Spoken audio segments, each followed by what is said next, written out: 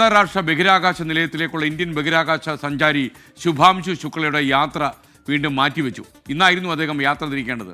Space എക്സിന്റെ falcon 9 റോക്കറ്റിൽ liquid oxygen ചോർച്ച കണ്ടെത്തതിനെ തുടർന്നാണ് ഈ ആക്സിയം 4 അതിന്റെ ദൗത്യം മാറ്റിയത്.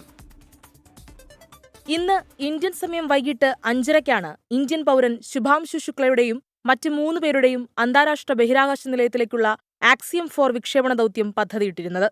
എന്നാൽ അവസാനവട്ട പരിശോധനയിൽ റോക്കറ്റിന്റെ ബൂസ്റ്ററിൽ ലിക്വിഡ് ഓക്സിജൻ ചോർച്ച കണ്ടെത്തുകയായിരുന്നു. ഇന്ധനത്തിന്റെ അതിവേഗ ജ്വലനത്തിനാണ് ലിക്വിഡ് ഓക്സിജൻ റോക്കറ്റിൽ ഉപയോഗിക്കുന്നത്. ചോർച്ചാ തകരാറ് പരിഹരിക്കുന്നതിനായി കൂടുതൽ സമയം ആവശ്യമാണെന്ന് ആക്സിയം സ്പേസും സ്പേസ് എക്സും അറിയിച്ചിട്ടുണ്ട്. പുതിയ തീയതി പിന്നീട് അറിയിക്കും.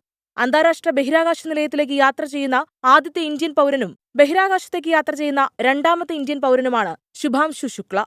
ആക്സിയം സ്പേസും ISROയും നാസയും ചേർന്നുള്ള സംയുക്ത സംരംഭമാണ് ആക്സിയം 4.